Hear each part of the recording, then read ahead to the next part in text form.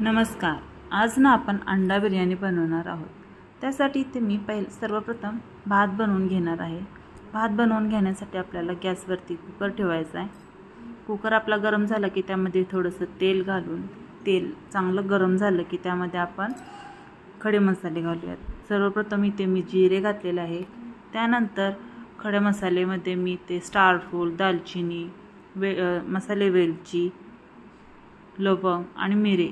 त्यानंतर इथे मी आले लसूण पेस्ट, 2 हिरव्या मिरच्या आणि उभा चिरून घेतलेला कांदा घातलेला आहे। हे सर्व मिश्रण चांगलं परतून घेतलं की आपण त्यामध्ये एक 10 ते 15 मिनिटं मी इथे तांदूळ भिजवून घेतलेला आहे तो ॲड केलेला आहे। इथे मी सुरती कोलम घेतलेला आहे तर तो चांगला परतून घेतला की आपण त्यामध्ये 2 ग्लास पाणी घालून घेऊयात। चवीपुरतं मीठ घालूयात, थोडीशी कोथिंबीर घालूयात। सर्व मिश्रण पुन्हा एकदा चांगलं हलवून घेऊयात आणि आता आपण कुकरला झाकण लावून कुकरला आता 3 शिट्ट्या करून घेऊयात। कुकरच्या शिट्ट्या होईपर्यंत आपण बिर्याणीसाठी लागणारा मसाला बनवून घेऊयात। तर आपण मसाल्यासाठी इथे 2 मीडियम साईजचे 2 टोमॅटो घेतलेत, 2 कांदे घेतलेले आहेत, लसूण, आले आणि कोथिंबीर आणि थोडं लागेल असं पाणी घालत हा मसाला आपण मिक्सरला बारीक करून घेऊयात। आता आपला मसाला झालेला आहे आणि आपला भातही चांगला शिजलेला आहे। तुम्ही पाहू शकता किती फडफडीत आणि किती सुट्टा झालेला आहे। चला तर आता आपण बिर्याणीसाठी अंडी फ्राय करून घेऊयात।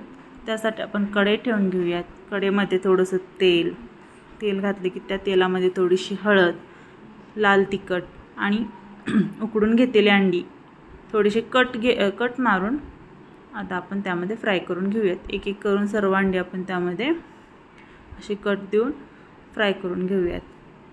अंडी मंद गॅसवरतीच आपण फ्राय करणार आहोत। आता आपली अंडी फ्राय झालेली आहेत।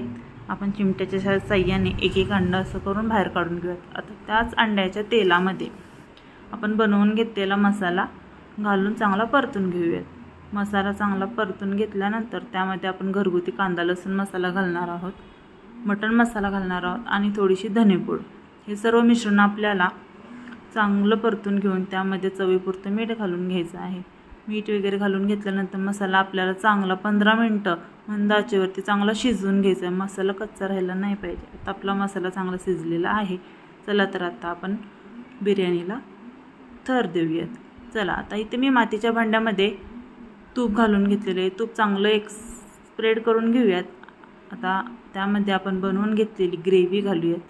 ग्रेव्ही सगळीकडे चांगली स्प्रेड करून घेऊयात। आता त्यानंतर आपण बनवून घेतलेला भात त्यावरती घालूयात। भात चांगला स्प्रेड केला की त्यामध्ये आपण बनवून घेतलेली ग्रेव्ही पुन्हा घालून घेऊयात। ग्रेव्हीसुद्धा चांगली स्प्रेड करून घेऊयात। त्याच्यानंतर आपण फ्राय करून घेतलेली अंडी त्यामध्ये एक एक करून ठेवूयात। आता आपली अंडी ठेवून झालेली आहेत। राहिलेली ग्रेव्ही त्या अंड्यांवरती घालून घेऊयात। नंतर आपण तळून घेतलेला कांदा त्यावरती घालून घेऊयात। कांदा घालून घेऊयात। त्यानंतर आपण पुदिना आणि कोथिंबीर हे सर्व कापून घेतलेलं आहे ते सुद्धा टाकून घेऊयात। तळून घेतलेले काजू ते सुद्धा घालून घेऊयात। त्यानंतर पुन्हा एकदा आपण भाताचा थर त्याच्यावरती लावून घेऊयात। भाताचा थर लावून झाला की त्यावरती आपण कांदा तळून घेतलेला आहे तो घालून घेऊयात। त्यानंतर मी ते केशर दुधामध्ये भिजत ठेवलं होतं ते आपण दूध त्याच्यावरती घालून घेऊयात, म्हणजे बिर्याणीला थोडा कलर आणि स्वादसुद्धा चांगला येतो।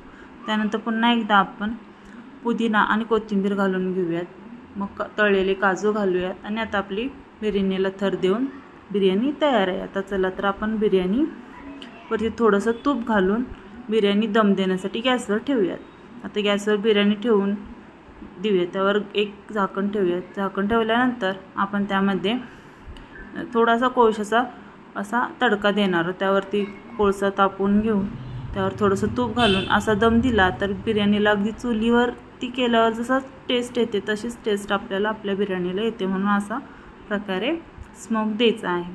चला तर आता आपली बिर्याणी झालेली आहे। कशी वाटली कमेंटमध्ये नक्की सांगा। सबस्क्राईब करायला विसरू नका।